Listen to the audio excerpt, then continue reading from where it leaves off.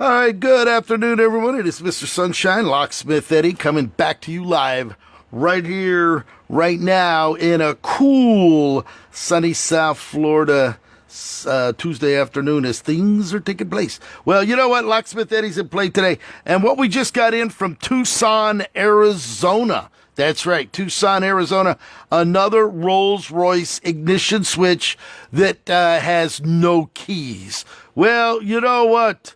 No matter where they come, whether they're here from Florida, whether they're from the East Coast, West Coast, Pittsburgh, Philadelphia, no matter Tucson, Arizona, Sacramento, California, Los Angeles, Beverly Hills, Seattle, Washington, and beyond, when they come down here and they hit Mr. Sunshine's hands, it's as good as done.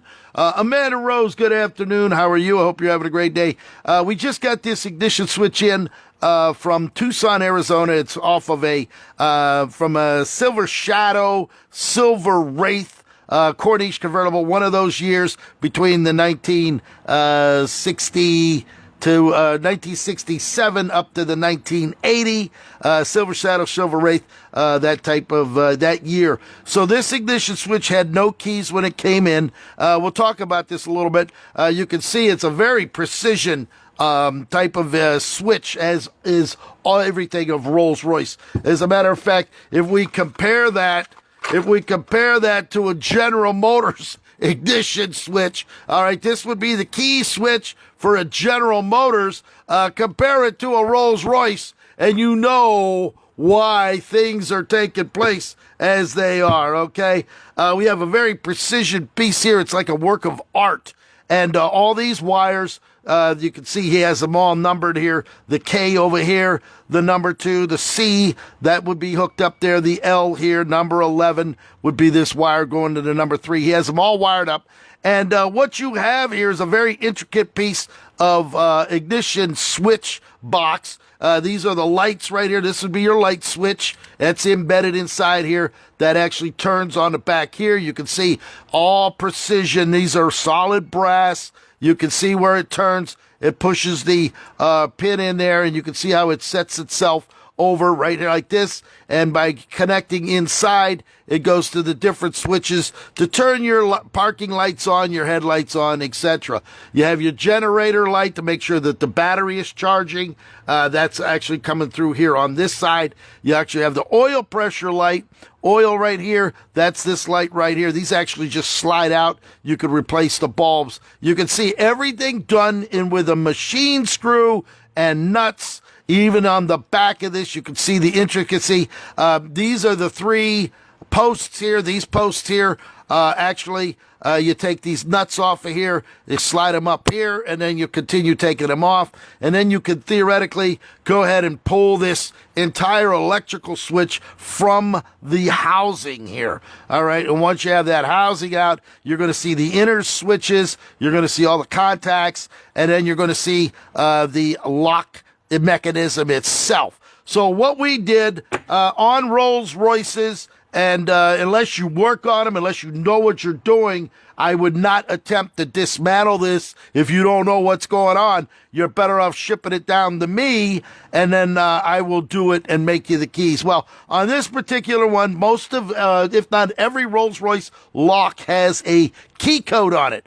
But what they do is they don't give you the entire key code, all right? They're not giving you the prefix of the letters. They're only giving you the number. And without knowing how to work on Rolls-Royce, you're never going to be able to make the key. Well, by looking at this housing here, all right, as you can see, it's made here. Right here, you got a code number, 1065, okay? And that 1065, that is actually the partial code for this lock. If I was to go ahead and pull these screws out, pull this out, pull the ignition switch out, right on the ignition switch itself, stamped in, it's in brass, solid brass. They're actually made by Yale. Rolls-Royce, Henry Rolls, Charles Royce, or either one, I'm not sure at the point. They commissioned Linus Yale from the Yale Manufacturing Company to commission to build their locks for them. You can see they have many grooves in them. They wanted something, all right, unlike a General Motors, like this piece of pot metal here that when you put the key in, it goes ahead and retracts that sidebar so that it'll turn in the cylinder that most people mass produced. You're going to be looking at a very precision automobile. So Rolls-Royce, they made several different keyways. You can see the groovings here. They're extremely hard to pick. You can pick them, but it's going to take a pretty good locksmith such as myself to be able to pick it. But even if you pick it at this particular point in time, it's really going to do anything as far as needing a key made. So by determining the 4 digits here, determining what the 3 letters or the 2 letters that are preceding it, and again, if you don't work on Rolls-Royce, don't even attempt it. You could try to impression this, but the way to impression this, you're going to wear out a hell of a lot of blanks. These blanks are running some upwards of $10 a piece at this point. So you start using 3 or 4 blanks to impression it, you're going to bend the key, you're going to ruin it, and then you're going to be sitting there saying you're going to have $30 or $40, $50 worth of blanks, and you're still not going to have a key. So by doing this, we took it over there on my key machine, which is a Code Max. And on the Code Max, you punch in the key code, you punch in the numbers, and then it goes ahead and it cuts out a key. This one was 6456. And it's a 4-pin lock in here. And by putting that in, you can see it turns. I got it ready to work. As a matter of fact, you can see on the back of this, when you turn the key right here, as such, there it is. You can see how it turns, and you can see the mechanism back here. When you go to turn it all the way, it makes contact here. Once it hits that contact is what starts the car right there. So there it is. You've got it in the off position. You got it in a lock. You turn it back to the accessory, and there you go. You have an operating key. I actually made him 2 keys so that he's not going to have this problem again. Now, this lock, it still has, as you can see that, the spring action. The spring action is caused by this right here. All right, that's actually the spring that makes the contact that will actually go and start that automobile. So by the wire that would have went onto here is actually going to go down to your solenoid that's going to operate and crank the engine on the starter. So there it is. Locksmith Eddy showing you another Rolls-Royce ignition switch. This one we didn't have to take apart for the fact that we had the code out here. But again, you need to know what the 2 or 3 letters. It's either going to be BL or it's going to be RRM, RRL, and then with the code after that. And then you're going to need code source in order to determine what the cuts are. All right. Now, if we didn't have that code, if we didn't have the code or we could not make the key, now we're going to get into what's really going on here. And to go on to that, you're going to take these 3 screws. There's one nut here. It's a 7mm. Here, and here. You're going to back those screws, the nuts out, take them completely off. And then you're going to gently, and I'm talking gently because this is electrical plastic. It's hardened plastic, but it's very, very brittle.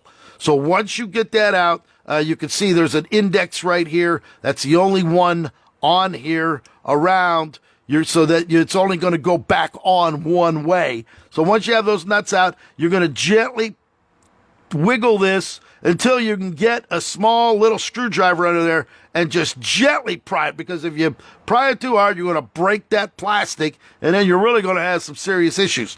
Once you get that lifted, you lift it straight up out of there, all right? The wires that are over here are going to stay here. These wires are going to stay. The rest of this is going to lift up. Now, you got to be extremely careful when you lift that out to make sure there's not a spring laying in there or a ball bearing in there. But once you have it out, you can gently lay it down, and then you're going to have access to the lock right here. This is a lock. It's about that long. It's held in with 3 screws with very small nuts. You're then going to take those nuts out, and then you can go ahead and pull this cylinder out. Once the cylinder is out, you're going to take the 2 screws out the back. Then you're going to have to shim it by either picking it or shimming it with a blank to get it turned, to pull the lock out. and then you're going to read the pins, and then by using your framing and a sight, you'll be able to file or use the machine. Framing would be the most accurate one,